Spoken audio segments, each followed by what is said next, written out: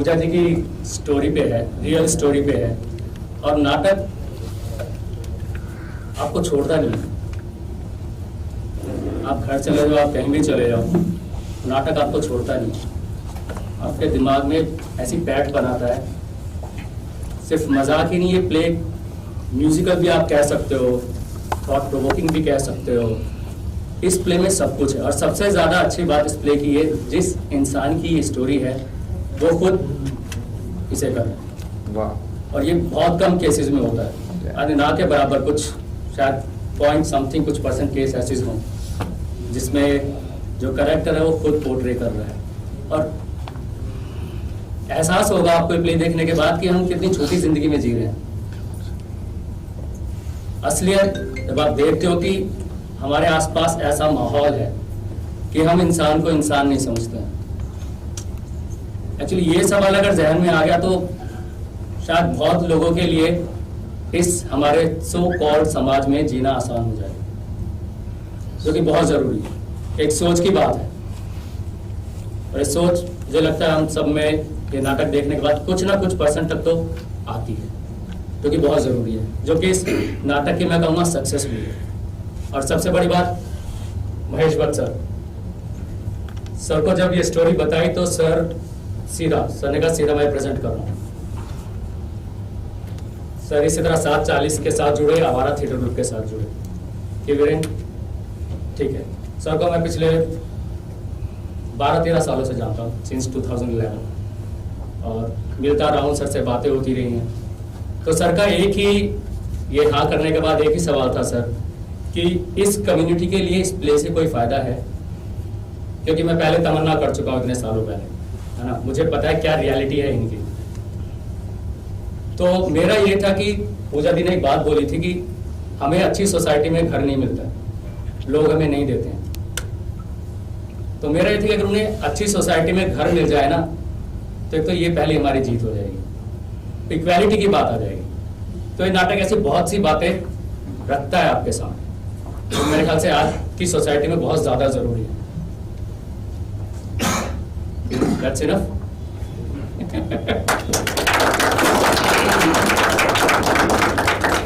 साहब हम चाहते हैं आप भी कुछ कहें इस प्ले के बारे में। वीरेन ने जिक्र किया तमन्ना का, जो टीकू नाम के एक ट्रांसजेंडर शख्स थे, उनकी जिंदगी पर इस चीज को मैं पर्सनली जानता था बचपन से। उस फिल्म को नेशनल अवार्ड मिला, पूजा की वो पहली फिल्म थी, पूजा भट्ट की। उसने कमर्शियल फिल्म नहीं बनाई, अपनी पहली डेब्यू फिल्म। उसने सोचा कि यही फिल्म बनानी चाहिए। एक ट्रांसजेंडर की कहानी थी, जिसने एक सड़क से एक बच्ची को उठाया था जिसका नाम था तमन्ना, और वो रमजान के दिनों में उसने कचरे के डब्बे से बच्ची को उठाया और उसकी परवरिश की। तो उसकी जद्दोजहद की कहानी है। उसको हम पर्दे पर लाने में कामयाब हुए, उसको नेशनल अवार्ड मिला। मगर ये कहानी जो 740 की लेडी स्पेशल है, इसमें एक अनोखी बात यह है कि पूजा एक कोलकाता से चलती है, बंगाल से चलती है, और वहां से आके मुंबई जैसे शहर में, जहाँ पर इतना कॉम्पिटेटिव स्पेस, 740 की लेडी स्पेशल में अपनी पहचान बनाती है। वहाँ के जो लड़कियां हैं, औरतें हैं जो जाती हैं रोजगार कमाने, वो सिर्फ इसके डांस को अपने मोबाइल से कैप्चर करके उसको वायरल करते हैं, और फिर ये आसमान को छूने लगती है। तो बदलते हुए दौर की ये एक दास्तान है कि आज की तारीख में कोई गेट कीपर्स पे डिपेंडेंट है नहीं जिसके जरिए आप स्टार बन सकते हैं। अगर आप में जज्बा हो, आपके अंदर टैलेंट हो, तो ये जो राइट पे पूजा जी बैठी हैं, इसने अपने ही दम पे अपनी पहचान बनाई, और ये बहुत बड़ी चीज है। उसका ले दे के जब फाइनली जब इनसे पूछा गया, जब मैंने इनका एनएनजी का एक स्पेशल अपना पहला जो प्ले के पहले एक रिहर्सल होता, फाइनल रिहर्सल, तो मैंने एक छोटे से कमरे में फ्लैट लाइट में जब परफॉर्मेंस देखी तो मैं बंद गया। एक छोटे से रूम में इनकी एनर्जी ने, इनकी ईमानदारी ने मुझे बांध के रखा। और फिर जब प्ले के दौरान इनसे पूछा गया कि साहब आप क्या चाहती हैं पूजा जी, तो उन्होंने कहा कि मेरी जिंदगी में अगर मैं मेरे ही जैसे जो लोग हैं जो बूढ़े हो जाते हैं, जो इस काबिल नहीं होते कि वो सड़क पर उतर के या कुछ करके अपनी रोजी कमा लें, तो उनके लिए मैं एक छत, एक जगह क्रिएट करूं जहां पर वो डिग्निटी से जिए। और मेरे लिए ये सबसे बड़ी जीत है।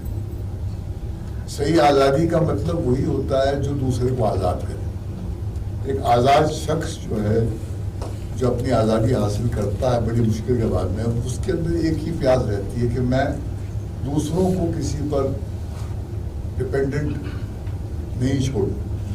ये मेरे ख्याल में ये प्ले 740 की जो लेडी स्पेशल है, जो प्रेम जी ने लिखी है, अपना डायरेक्ट की है, उनकी वाइफ ने डायरेक्ट अपना लिखी है, ये इनके दिल से निकली है। 2:30 बजे रात को तुमने इनको जगाया था, रात को 2:30 बजे जगाया था इन्होंने। इनका वायरल एक वीडियो था देख के, और ये रो रही थी। उन्होंने कहा कि इस शख्स की जिंदगी में हमको प्ले करना चाहिए। और 2-3 रोज बाद ये मेरे दफ्तर में आए। ये थोड़ा झिझक रहा था, इसने थोड़ी हिम्मत दी। हमेशा एक सक्सेसफुल आदमी के पीछे का बहुत बोल्ड औरत ही होती है, तो वो बोल्ड महिला का की शक्ति थी जिसने इसको आके, जानता तो मुझे 12 साल से बोलता है, मगर उसने कभी बोला नहीं कि मुझे आप अपना एक प्ले, अपना नाम दीजिए प्ले के लिए। तो उसने कहा कि पूछ लो, ना ही बोलेंगे ना, क्या होगा। तो उसने आके बेचारे चकते को मुझसे कहा, तो मैंने कहा कि अच्छा ये स्पेस है, बस ठीक है, अगर इसको ईमानदारी से बना दो। और ये एमेच्योर थिएटर का ये जो इसके साथ जुड़ना है ना, इसमें एक अजीब सा नशा है, क्योंकि यहाँ पर हमको जो एक प्रोफेशनल इंडस्ट्री में एक एमेच्योर टैलेंट में जो एक पैशन नजर आता है, वो बेमिसाल। तो ये बहुत ही एक अट्रैक्टिव एक ऊर्जा होती है। और theatre is the oldest form of communication. आदमी अपने जिस्म से ही अपने एहसास कम्युनिकेट करता है। कोई larger than life screen experience नहीं होती, मगर बात जब दिल से निकलती है तो दिल तक पहुंचती है। और ये प्ले मैंने 2 मरतबा देखा है, और वो शुरू से लेकर एंड तक आपको, जैसे ये कहते हैं, बांध के रखता है। क्योंकि ये ऊर्जा जो है इसकी है, और उसने जब जिंदगी आप जो एक जीते हैं, उसकी तड़प, उसकी जो कशिश होती है आपके परफॉर्मेंस में, वो एक अलग ही एक इम्पैक्ट छोड़ती है। At times fiction is not enough. At times a taste of raw, real life is very important. और ये 740 की लेडी स्पेशल आपको जिंदगी का वो स्वाद देती है।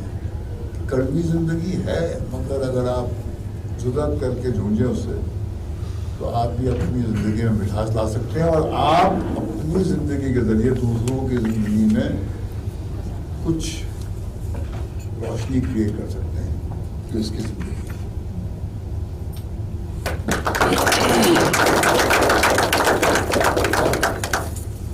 सब इनके लिए इंतजार कर रहे हैं, तो ये बोलेंगे। क्या बोला आप? आप तो सब बोल ही दिए। आप बोलिए। हम लोग क्या बोलेंगे? हम लोग तो बचपन से ही बोल के आए हैं। अभी ये 3 साल आई है, तो ये टाइम आप लोग थोड़ा यूज कीजिए, आप लोग बोलिए। हम लोग तो बचपन से बोल रहे हैं, कुछ फायदा नहीं हो रहा है। आप कितने साल बोलेंगे? बहुत हो गया। हम लोग और बोलना नहीं चाहते। हम लोग अपनी जिंदगी बहुत खुश है, आप लोग से कुछ नहीं चाहिए। हाँ, हम लोग का कुछ बोलना नहीं चाहिए, चाहते भी नहीं है।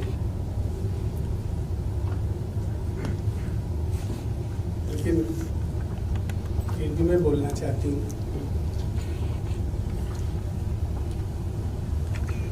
आप लोग चाहे तो बहुत कुछ कर सकते हैं, बहुत। भगवान बहुत ताकत दिया है। जैसे बिगड़ने का ताकत है तो गढ़ने का भी ताकत है। तो क्यों बिगड़ना छोड़ के गढ़े एक साथ? जैसे वीरेंद्र दादा, सपना दीदी और सार मिलके एक ट्रेन के डब्बा से उठा के बराबर बिठा दिया। तो आप लोग के अंदर कितना ताकत है, तो क्यों ना सीधा ही यूज करें ना वो ताकत।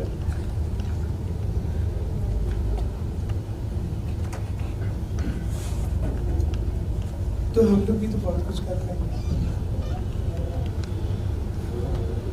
ये जो 3 इंसान जो हिम्मत दिखाए,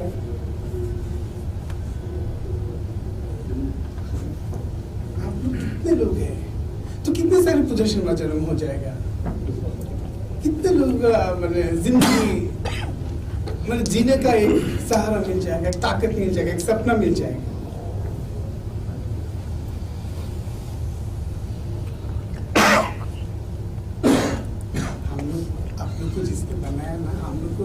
उसने ही बनाया।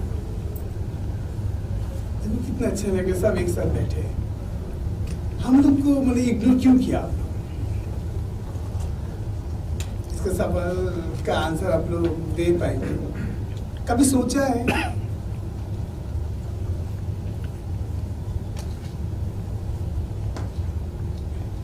बहुत हो गया, बहुत बोल दिया।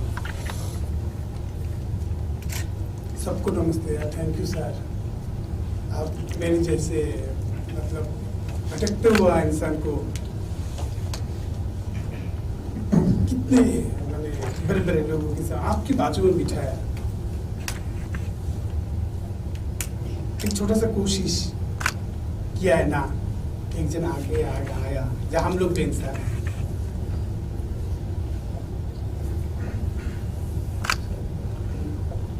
और मेरा भी एक ही सब देखेंगे इसका एंड कहाँ है, ये कहाँ है खत्म। जहाँ जो इंसान है ये कहाँ है, वो आगे लिखा है। ढूंढ रहे कहाँ तक है, देखना है। कोई तो सपना भी देखते डर जाते हैं। सर कोई तो सपना देखते डर जाते हैं ना, जैसे ऐसे चल जाते हैं। बहुत अच्छी बात है। वो मुल्क गरीब तब हो जाता है जब वो सपने देखना छोड़ देता है। बहुत अच्छी लेकिन मैं तो आप लोग की वजह से सपना मैंने से अपना देखने का मौका ये भी भूलेंगे नहीं। अच्छी बात है। आप वीडियो ना देखते तो मेरा सपना देखना बेकार हो जाता। आप देखते हो इसीलिए तो मुझे ना और एक वीडियो बनाएंगे। ये कुछ अच्छे से बात कर रहे हैं। अच्छा पूजा आजा तेरे लिए कुछ करते हैं, मैंने सामने से आए तो देखिए ना, आप लोग दिल से आओगे तो हम लोग क्या क्या कर सकते हैं। दिल से एक्सेप्ट कर लिया और कुछ नहीं।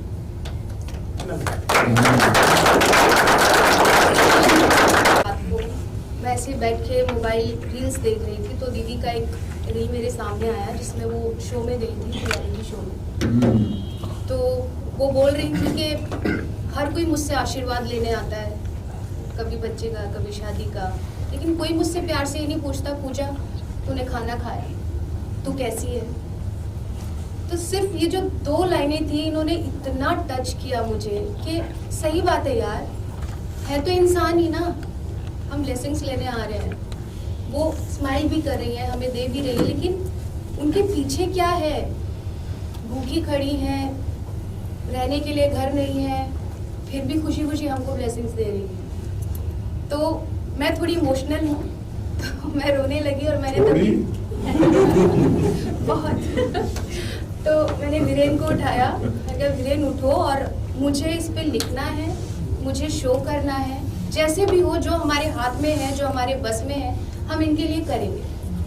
तो वीरेन ने मुझे बोला हाँ ठीक है, तुम इनसे कांटेक्ट करो, जैसे भी तुम्हारा काम है, और हम चलते हैं, बात करते हैं। तो हम बहुत हिम्मत के साथ 1 महीना हमें लगा दीदी से कांटेक्ट करने में, उनसे बात करने में। तो हम गए दीदी के पास, तो दीदी आई, दीदी ने एकदम सुन के बोला कि ठीक है मैं करूँगी। तो हमने दीदी की स्टोरी सुनी, हमें 2.5-3 घंटा लगा उनकी स्टोरी सुनने में। हमारे ग्रुप में आई, अपनी स्टोरी कही। हम लोग बीच बीच में इतना इमोशनल हो रहे थे, लेकिन हम उनको भी हम देख रहे थे कि वो कहीं कहीं नम हो रही थी, उनकी आंखें कहीं फिर वापस आ रही थी। तो ना स्टोरी सुनने के बाद उनकी ना बहुत दिन तक हम लोग, मेरे स्टूडेंट्स, मैं थी, वीरेंद्र था, हम लोग काफ़ी डिस्टर्ब भी रहे कि ऐसा भी समाज है जो ऐसी हरकतें भी करता है। तो बस एक छोटा सा हमारी तरफ से ये था कि हम दीदी के लिए कुछ कर पाते, दीदी से और लोगों के लिए जो इन जैसे हैं। तो हुआ भी, हमारे पहले शो के बाद कई लोगों ने बोला कि हमें इन लोगों से डर लगता है, हमें डर लगता था, लेकिन अब हम अपनी तरफ से इनके पास जाएंगे, हमसे जो बन रहा है हम इनके लिए करेंगे। तो और हमें क्या चाहिए यार, हमें यही तो चाहिए था। तो मैं ही थैंक यू बोलूँगी पूजा दीदी को, सर को, कि आप दोनों लोग हमसे जुड़े, हमारी एक, बस हमने एक स्टेप लिया, लेकिन आपने पूरा सपोर्ट दिया। अगर आप लोग नहीं देते तो शायद हम ये प्ले कर ही नहीं पाते, हम इनकी स्टोरी सामने लाएंगे।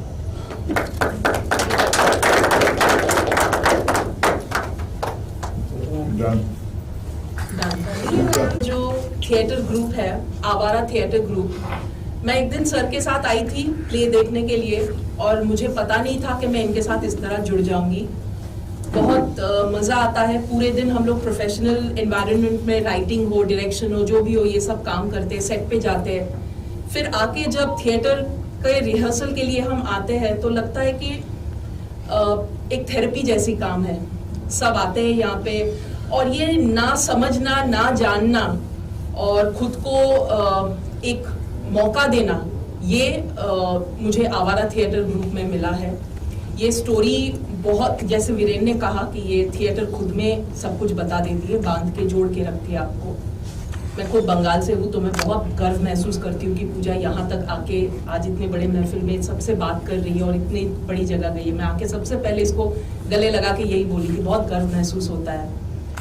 तो ज़रूर ये प्ले देखिए, सबको बताइए इस प्ले के बारे में, और हम आगे भी और भी बहुत बहुत सारे अच्छे प्लेस लाने वाले हैं। तो मैं लाइव दे रहा हूँ। धन्यवाद, बहुत बहुत। सबसे पहले लुक कहाँ देनी है?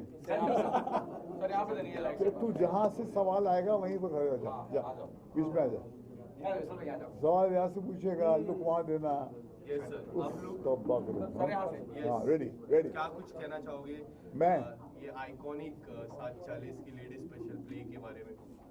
7:40 की लेडी स्पेशल वाकई में एक आइकॉनिक प्ले है। ये पूजा शर्मा जी की ज़िंदगी पर आधारित है।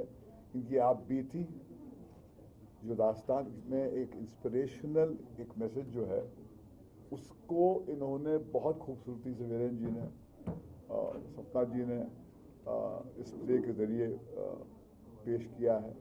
और एक इतनी एंथुजियास्टिक परफॉर्मेंस पूरे ग्रुप की है कि मैंने 2 मरतबा देखा। उसकी इंटेंसिटी बिल्कुल वेवर नहीं करती, और उसकी वजह यह है कि जब कोई भी काम किसी के जिए में सच पर आधारित होता है तो उसकी गूंज, उसकी तड़प जो है आप तक पहुंचती है।